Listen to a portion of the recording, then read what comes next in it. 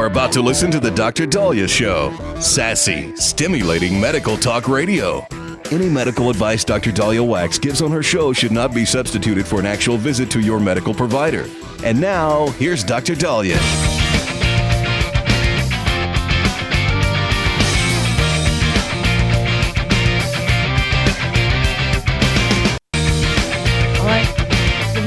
Dr. Daliah Show. Thank you all for tuning in. 1-877-Dr. Daliah, 1-877-DOCDALI. So the FDA is taking steps to restrict the 7-OH opioid products that apparently people are able to get at gas stations.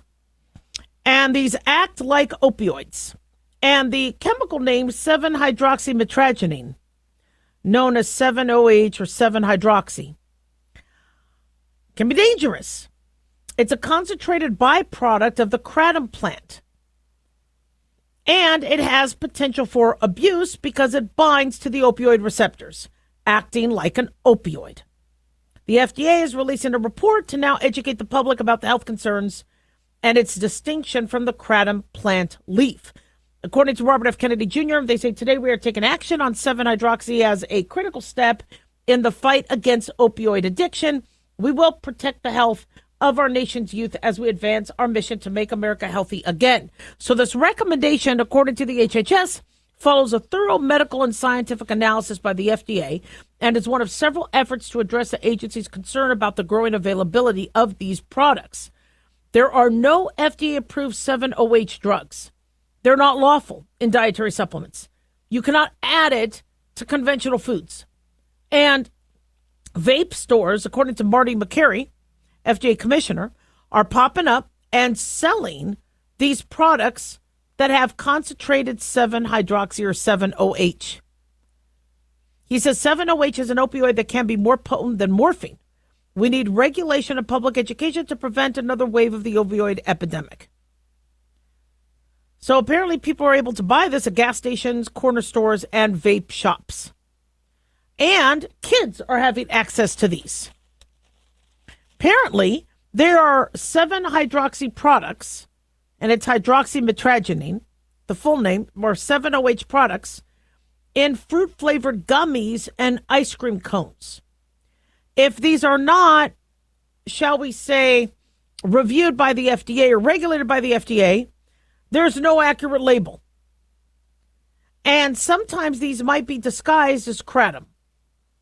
And so these are things that are happening.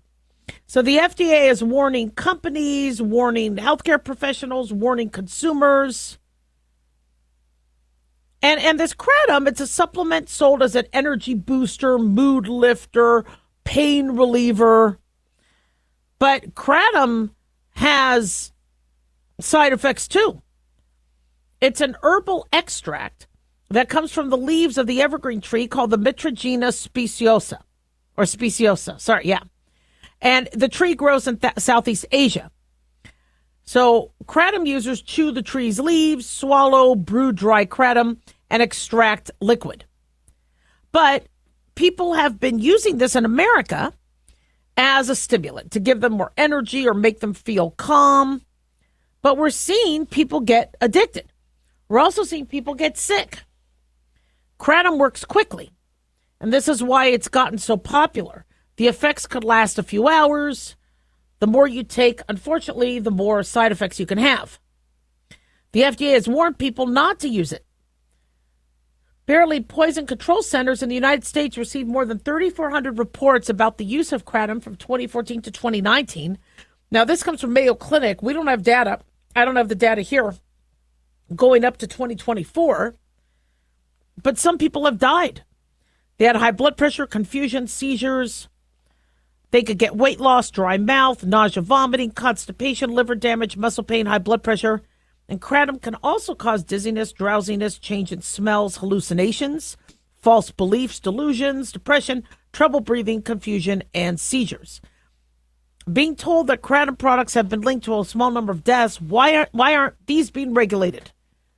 And so because kratom is sold over the counter, it's allowing other things like this 7-OH to be marketed as such when it's not. And unfortunately, people are thinking they're getting something that is technically legal and over the counter. So the Drug Enforcement Agency wants to go back to the 7-OH and make it a class 1. Or a schedule 1 for illegality.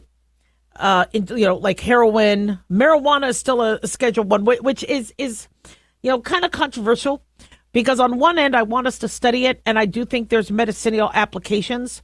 On the other end, it is harming people who use them. Gateway drug. We are having people have psychosis. Look at that girl that stabbed her boyfriend 108 times after smoking a bong.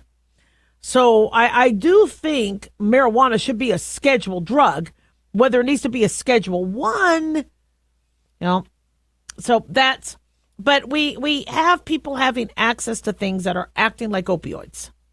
And if the 7-hydroxymetragenine binds to the opioid receptors, it acts like an opioid. And that could cause later withdrawal, respiratory depression, abuse. And I think what it is people want to feel better. I mean, the olden days, you would drink some coffee or drink some tea. You'd get out in the sun, work the farm, maybe meet and talk to other people. And nowadays, I need to roll out of bed and reach for an energy drink or reach for a vape pen.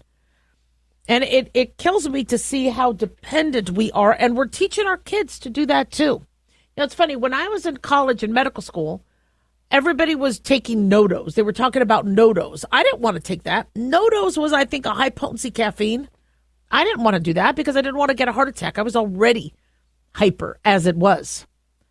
Problem is I didn't like coffee. I would force myself to drink it on rounds just to stay awake. Instead, I would drink diet soda a little bit. But honestly, I was too busy and I just kept going. And I think it was my drive that kept me awake. But many individuals don't know about things until somebody tells them. And if their friends are saying, go get 7-hydroxy or go get kratom or, go vape, these people are doing it. And then they get hooked. 1-877-DOC-DALIAH. Don't go away.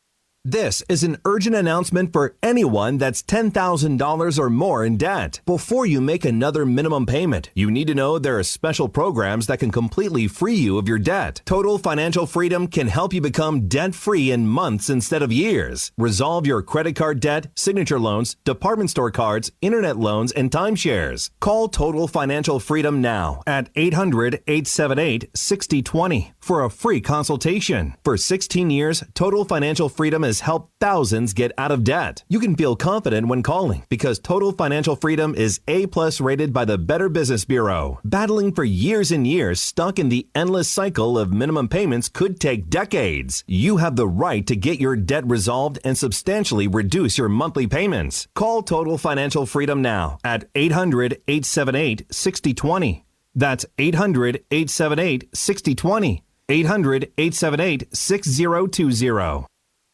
Dr. Daliah here. Are you tired, burned out, gaining weight, succumbing to the daily pressures of life? Well, how's your dopamine doing?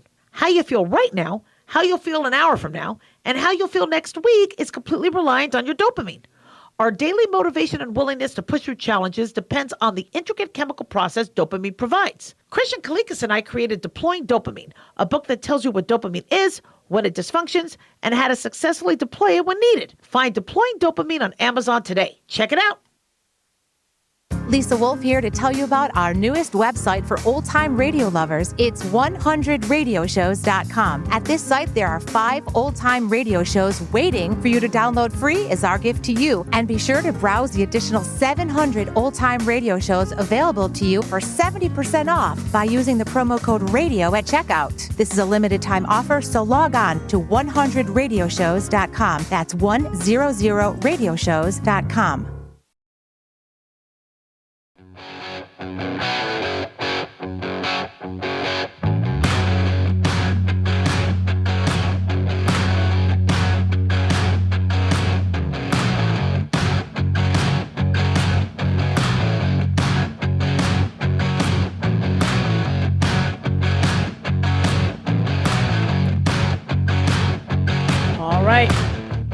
We are back on the Dr. Daliah Show. Thank you all for tuning in. 1-877 Dr. Dali, 1-877 DOCDALI. Big thanks to Talk Media Network for making the show happen.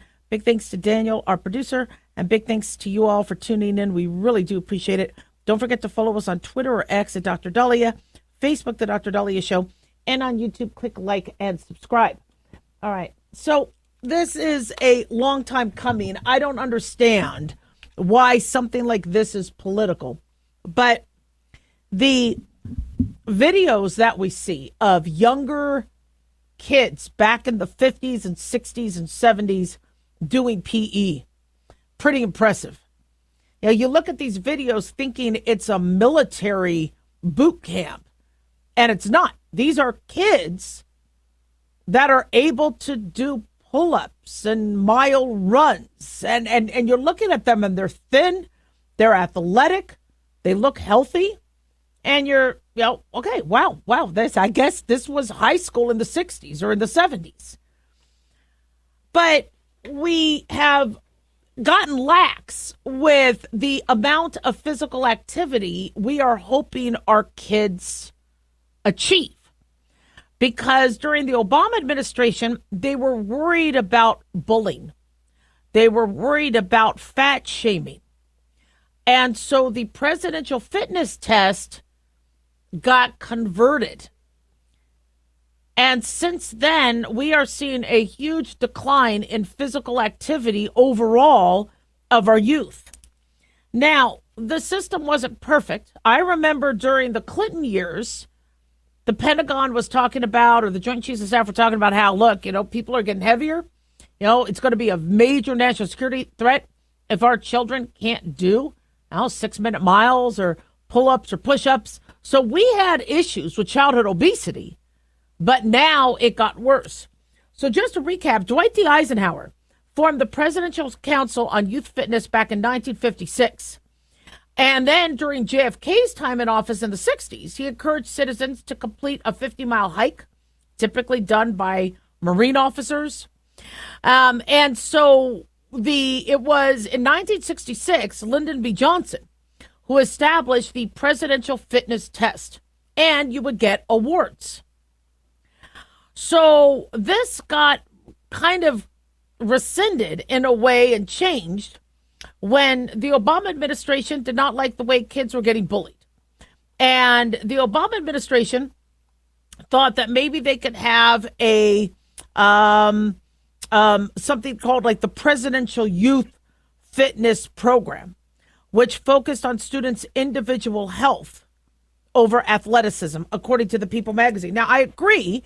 I like what Michelle Obama did in terms of let's get nutrition, back in the forefront of kids' health. It just, kids weren't eating the school lunches, all this wasted food was thrown out, and it just didn't end up being that successful. So the presidential fitness test gets phased out in 2012, and here we are 13 years later, struggling even more. So the presidential fitness test is going to return to schools. In fact, 2026 marks 60 years since the test was first implemented and 70 years since forming the Presidential Council on Youth Fitness. Obviously, there was a concern. I'm not saying all kids were athletes and able to be in the military by the 1950s. The fact that the president had to form a council, Dwight D. Eisenhower in the 50s, means they were concerned about the fitness of some kids. That's, childhood obesity and lack of athletic ability has always been an issue in schools, but the numbers are now just completely tipped in the direction of kids not being able to do what they need to survive, let alone to stay healthy. So the requirements of the presidential fitness test, and again, these requirements might be updated.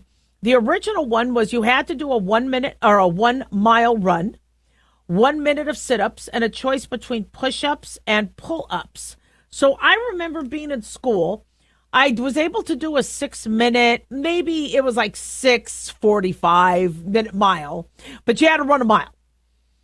And if you couldn't, you sat out, and I'm not sure what those students did or what those students had to do.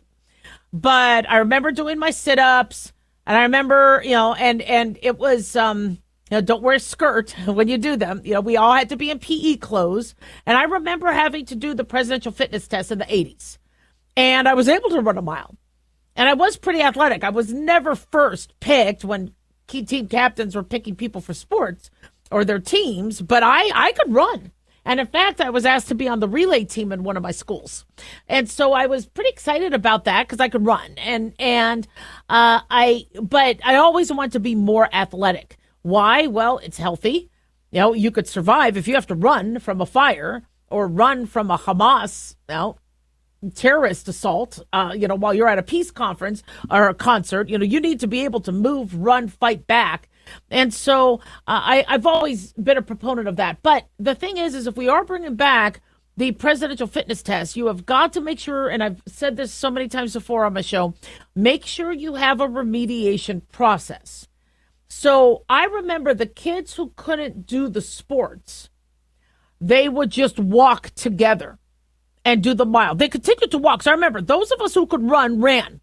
Those who got tired and didn't run, they still walked and finished it. But I don't know what happened to them after class. No, they did not get beat up. And maybe some of them did. If we have academic remediation where, okay, you're not passing this math class. You're not passing in medical school. We have remediation. You're not passing the biomedical class or biochem. If you don't pass academically, you have academic remediation. Why aren't we also doing that with sports? Why don't we have athletic remediation for sports? So for those of you who can't run a mile, even if you can't do it in 6, 7 minutes, 10 minutes, if you can't run a mile, and the majority of kids can't, it's sad how they cannot run a mile anymore, then we're going to condition you. You have remediation. And we are going to help you physically to get to some of those benchmarks. Personal trainers, coaches, PE teachers. So, but Dr. Daliah, that's going to cost too much money. Well, we're remediating people academically. I hope we are. Why are we also remediating them physically? Are we just saying, sorry, you can't do it, tough? But why isn't somebody's failure in athletics also given focus and priority as we do with academics? I understand we're letting academics now fall off the curve. But as a doctor, I ask not only about your grades, but also how's PE? It's really important for a doctor to ask a child, how's it going in PE or physical education? And if they say, I can't run, we ask why. I get short of breath. Okay, I need to know about that. If you're getting short of breath, do you have a heart condition? Do you have asthma? What is going on in PE? And if the parents are like, my kid doesn't like sports, he just doesn't do them. I go, does he exercise at all? Every child should be playing and exercising and running around and doing stuff if they are physically able and not having a disability. And if they're not, I think every doctor needs to ask about that. So the presidential fitness test, bringing that back, I know people are all, what's Trump doing? They're going to body shame. No. Listen, doctors have stopped asking people about their obesity because they were accused of fat shaming. Aren't we worried about people's hearts and diabetes? You're scaring us into not addressing issues that are really important. An overweight child is a tragedy. We need to intervene. Now, they might have a medical condition. Their cortisol levels, their thyroid levels, they might have a medical condition, an orthopedic issue. But we help them. You don't just say, sorry, go sit on the sidelines while we all play flag football. So this will start, I believe, in 2026, whether it's shuttle run or sit and reach moves or push-ups or pull-ups so this executive order is, I think if I could see the executive order, I don't have it, up on my computer, I need to find it, is going to then, and I understand the Department of Education now is, starting to be dismantled. But I really do hope that all schools start to relook at what we're doing in terms of physical education. And by the way, I don't like the idea of PE being twice a week or 3 times a week. These kids need to be exercising throughout, which means English class. If you're reading to them Shakespeare, these kids are, reciting, soliloquies or monologues. Why aren't you guys walking around the school? Why aren't you walking? But we have to incorporate physical activity and help these kids who are failing. 1-877 Doc Daliah. Don't go away.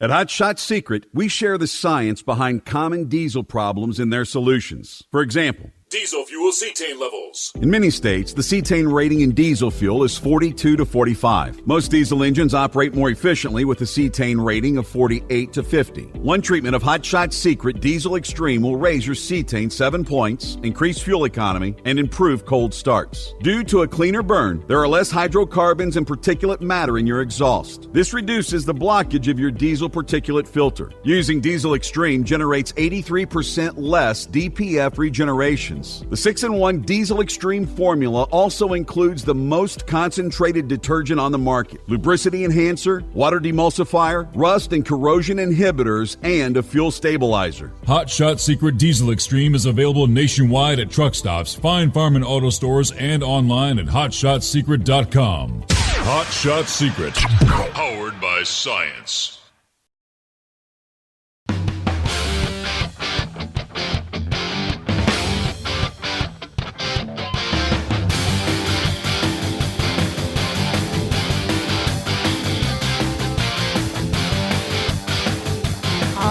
Right. We are back on the Dr. Daliah Show. Thank you all for tuning in. 1-877 Dr. Daliah, 1-877 DOCDALI. So you would think our generations were limited to, we got the baby boomers, previously the traditionalists. After the baby boomers, we got Gen X, woohoo, millennials, Gen Zs, Generation Alpha. Now we have the Generation Betas. So you would think our generations were just limited to those groups. Well, with COVID, we started to have this Generation COVID. And the Generation Alphas do not want to be called Generation COVID. Neither did the Gen Zs or the Millennials. So we use this term, Generation COVID, for those individuals whose lives changed, whose lives were deeply impacted by COVID, which to me is everybody. All right? And that's COVID messed up a lot. It was an advantage for some, but, messed up a lot of us. But we have this growing generation called the Generation Jobless. And this is something that is not necessarily affecting everybody, but it is growing. And the generation or the pool of people who are jobless are finding themselves in a rut. So, the idea of a generation means it's a long amount of time and it's a block of time. I'm Gen X. That's my generation. Now, my generation doesn't mean I'm Gen X all the way through, or doesn't mean I grew up in the 80s, and rocked out to, rock music. I get that, depending on how you use it. In my generation, we did this. Are you talking about in the olden days, the past, or your current generation? Because current Gen X, we still do things different ways. Right? But while you have the millennials and the Gen Zs all good on tech, me as a Gen X, I just find a millennial and Gen Z. That's what my generation does. Figure this out. Right? Hell, we still make fun of the boomers because we made fun of everybody when we were Gen X. Gen X is what we had mouths on us. We really did. We had big mouths, and I'm really proud of that. So as far as I'm concerned, that my generation is continuing to generate a lot of big mouth stuff. But this Generation Jobless is some serious stuff. And we speak about this a lot on our show, which is there's a term for it now. And for those people who are Generation Jobless, they are usually in the Gen Z, could also be in the millennial category, could also be Gen X, could even be baby boomers, where COVID messed things up. But the heaviest hit generation are the Gen Zs and the older Gen Alphas, where, although Gen Alpha started in 2010, so they really weren't working age. Just to recap, The traditionalists were born before 1945. 45 to 65 are the baby boomers, although a lot of baby boomers said, look, if we were born at 41, 42, we're baby boomers. I agree. We used to call that group baby boomers if you were born during World War II and post-World War II when people were on leave. So I give you that. But anyway, the baby boomer generation ended at 65. Gen X's were from 1965 to 1980. Millennials, 1980 to 1995. Gen Z's, 95 to 2010. Generation Alpha, 2010 to 2025. And now the Generation Betas are growing. I need to write a book. I have a book on Gen Alpha. I need to write a book on Gen Beta. The Generation Jobless were individuals where COVID messed them up. They were out of a job. 5 months turned to 5 years. And they lost momentum on what they were doing with their career, or they lost abilities to gain experience and CV builders. So when I look at resumes, because people will have me look at their resume, whether it's a medical student, whether it's a non-medical student, and I look at the resume, there's major gaps and they're very light. And you see the big font, right? And the narrow margins. It's one trick we do. Really have your name up in big font and really bold. Everything has to be at least 14 points. Make those margins at least 2 to 3 inches. I mean, we do what we can, but how do you get substance? And I am hearing a lot of my friends have kids in their 20s now and mid-20s, and these Gen Zs especially, they can't get a job. They go online, they'll use Indeed or LinkedIn or whatever, and they'll get they'll fill it out. They'll get an email saying, thank you for filling out the application. And then within minutes or days or weeks and maybe never, that, now, we're not hiring you. And unemployment is ridiculous now, especially for individuals who thought they had to go to college, borrow a bunch of money, and then get a degree when you saw thousands of other people also getting those degrees. The problem with colleges is they keep taking in students and promising you the world, and there's too many people with degrees. Now degrees are starting to become worthless, or too many people have them. You know, we're seeing this with medical schools. These medical schools are expanding their class size. I'm like, but are there residencies? Are there positions for these students? If you're not, helping build residencies, then you have all these medical students graduating, and many of them, I think 2,000 medical students will not have a job because there's not enough places for them to go after they graduate. Lawyers are running into the same problem. Remember, there was a lawyer who graduated law school, couldn't find a job for 6 months, so he turned around and sued his school. I mean, he was trained to sue. So he's going to sue somebody, and if he's not working, he'll just turn around and sue the school. And he sued the school for false advertising. You said we'd get jobs if we go to your school and if we spent these tens of thousands of dollars. So what do you do if you're in Generation Jobless? Okay, well, you got to be. So if I was a prospective employer, and I understand that COVID wasn't just something that happened 5 years ago, although I really think the virus leaked roughly around this time 6 years ago. But I understand America was affected more so in the early part of 2020. All right. My question would be, when COVID hit, what did you do? Then what did you do in 2021? What did you do in 2022? What did you do in 2023? And what did you accomplish? Now, some people did. They went back to work. They got jobs. They got whatever they could. But they said, I know, but you know what I did is I bartended and maybe I love that. If you bartended and you were a medical student, I bartended.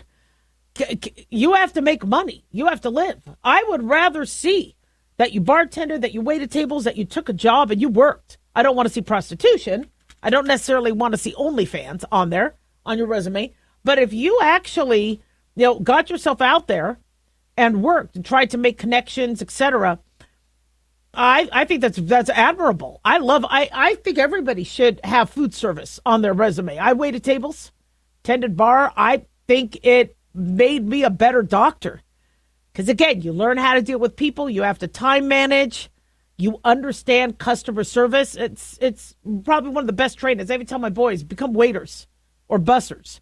You need to learn, how people think, how people act. And it was great tips, too. If you struggle to get a job, if you got depressed, if you got into shall we say, a rhythm where you did a little bit here and then you did a little bit there, one thing I would recommend then, if you're especially jobless now, because not only did we have the COVID issue, now we have the AI issue and the robotic issue. And now human resources departments, there's nobody sitting in a human resources department. So you try to pavement pound, walk in, there's nobody there to ask for an application. Some places will do that. There might be some managers on staff, but most of them, they're like, I'm sorry, I'm just kind of, doing my nails. Just go online. So you don't get that one-on-one. You don't get to schmooze them. You don't get to, let them see who you are and hopefully like you and then say, look, let me talk to you for a few minutes and here's an application. So what I suggest Generation Jobless do if they are struggling is, one, go back to school and get trade certification or get some more credentials. Wouldn't hurt. Number two is do some volunteer work. Work with charities. You could fill up your resume showing all the charity work you did. And if a prospective employer says, well, what did you do when you weren't working? I go, I kept myself busy. Whether I was getting paid or not, I wanted to be, I wanted to help contribute to society. But get your butts out there. 1-877 Doc Daliah. Don't go away.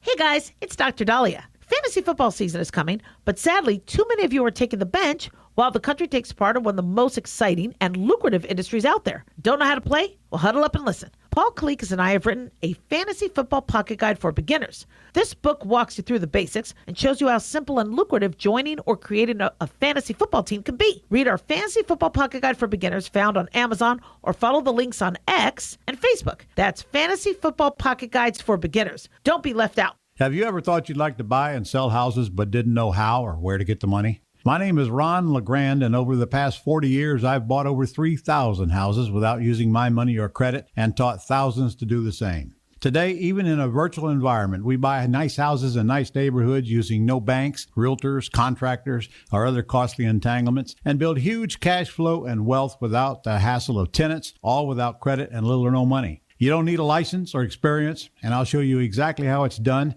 Text FREE to 99799, and I'll send you my free training. I promise you I'll change the way you think about real estate and open the door to a new lifestyle that doesn't involve risk or rehabs and can quickly replace your current income. Text FREE to 99799, and let me show you how to take your life back and build cash flow and wealth from your home. That's FREE to 99799. Again, FREE to 99799. As an organ donor, your story doesn't have to end. The good in you can live on. In fact, you could save up to 8 lives and restore sight and health for many more. Sign up right now online as an organ, eye, and tissue donor. You'll be happy you did. And just maybe, someone else will be happy too.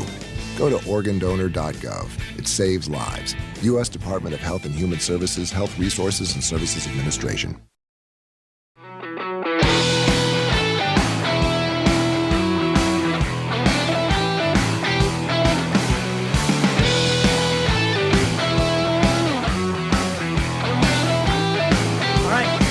You're back on the Dr. Daliah Show. Thank you all for tuning in. 1-877 Dr. Daliah, 1-877-DOC-DALI. So who do you fear the most?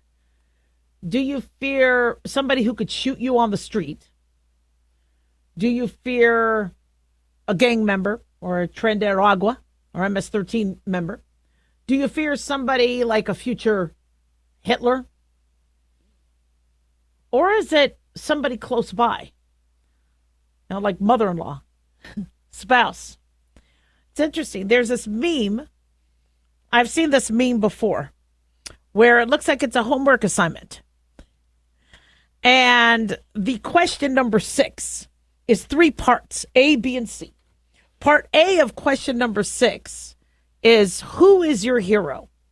So you see the kid write in all caps. Looks like the child is probably kindergartner to first grade. DAD. This person's hero is dad, which is really cool. With my boys, dad was a hero. Mommy was like a medical hero because I would always kind of fix her boo-boos. But daddy's and I'm fine with that. Dad. Then part B. Why do you consider this person your hero? And the kid writes, he is brave. Yeah. Daddies do show, like when there's a spider in the house and I am cowering behind the couch. I don't really do that anymore. But, he'll go up to the spider. Especially because you can't really see it unless you go, it's like so small, he has to go up to it. But then part C of this question, is there anything your hero is frightened of? And the answer, the kid puts, is mom. His hero is dad. Dad's brave, but he's frightened by mom. Now, this could be all made up. Maybe this isn't a real me. Maybe this is, somebody kind of wrote this all out. Although I got to tell you, the handwriting does look, very similar to what a kid would write. But I find that a concept fascinating because I have a lot of guy friends. And one of their biggest fears is their spouse. And I always found that, I remember my mom and dad, watching them and their attitudes towards each other. Where we don't want to upset your mom. Don't tell your mom. Don't your mom. Like, and I always, so to me, mom was scary. Dad did most of the beatings. But my mom, I was even more scared of because she would be the one that had control over the beatings and had control over, she would be the one where dad came home going, how's my baby girl? How's my little girl doing? And then, well, she did this. You need to give her the belt. You need to whatever. And then dad did it. So I feared my mom even more than I feared my dad. And so the concept of us fearing our spouses, it's funny.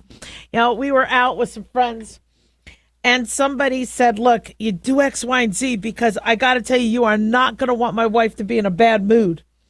And, why is marriage like that? Well, same thing. I mean, I don't like, men being in a bad mood too. Men could be grumpy also. But the last thing I want, and I've always done this with my husband, is I don't want him to fear me. If I'm unhappy about something, I express it and I fix it myself. And we rarely fight. We fought a lot about in-law type stuff when we first got married, but we don't really have that many more fights. We've been really, really blessed with that. Maybe it's because we've already, after 26 years of marriage. No, I've been married longer than that. Hold on. I was married in 1996. So I'm almost at 28 years of marriage. You see, I don't even remember. We could probably fight about that, but we won't. But after 28 years of marriage, I actually had to teach my husband how to fight. Because we would start getting to an argument and he would be throwing, bombs. And I'm like, all we need are little BBs. Okay, you don't need to carry out the big rounds. Okay, we're just having a conversation. But, he would do that and then it'd run out of ammunition. And now I'm like, I have at least 3 hours left of ammunition because I only went for the baby stuff. Really, you already went there? I got 3 hours left. What more do you have? So my husband kind of learned, okay, you know what? I better not throw everything at her. Because that's how I think some men think. Like, you know what? We're going to stop the problem by throwing everything at it. Whereas with me, I'm like, you know what? It's the long game. It's a long strategy. All right. Let's kind of curb this. We can end it and I could save the ammunition for another fight. But, and maybe my husband does fear me. I don't think he does. Because I don't yell a lot and I don't get mad a lot. But when I do, I get quiet and I leave. And if there's something I've told him that upsets me and he doesn't care and he does it again, I just go, see ya. I just leave. Now, and that might scare him. My leaving, you would think it'd be like, whoo, Hallelujah, praise the Lord, she's gone. But there are marriages where I really think the spouses fear each other. Now, is that just normal?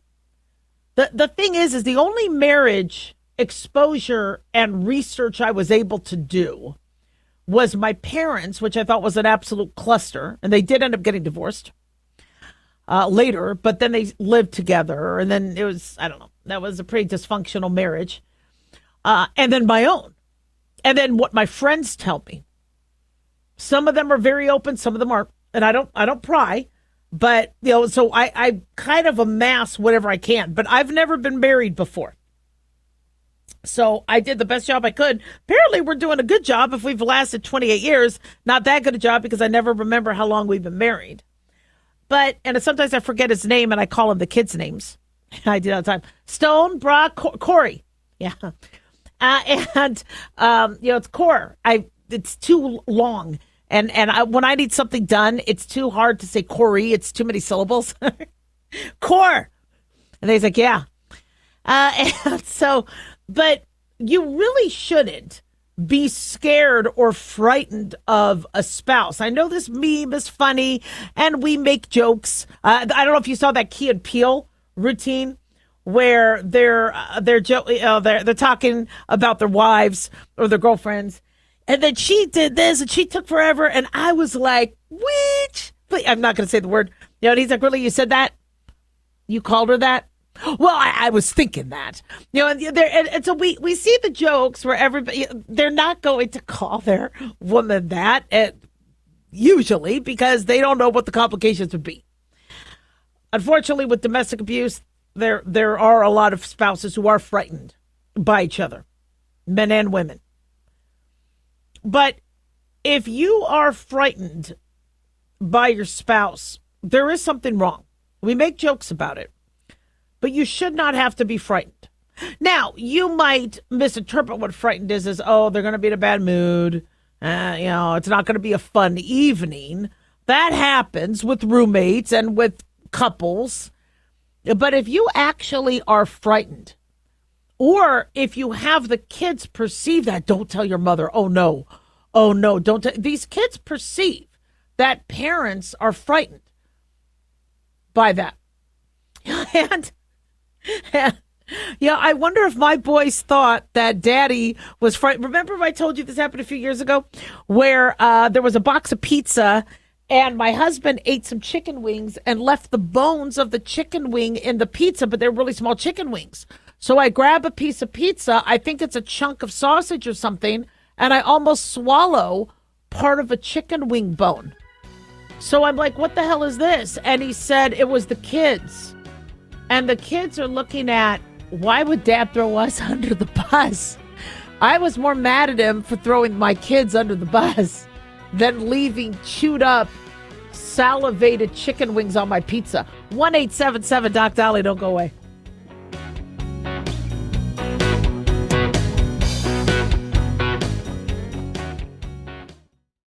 Can you believe, with all the recent violent protests, looting, and destruction, some areas are considering either defunding or abolishing the police? At a time when America's neighborhoods need the protection of police the most, some elected officials would rather create more chaos by playing politics.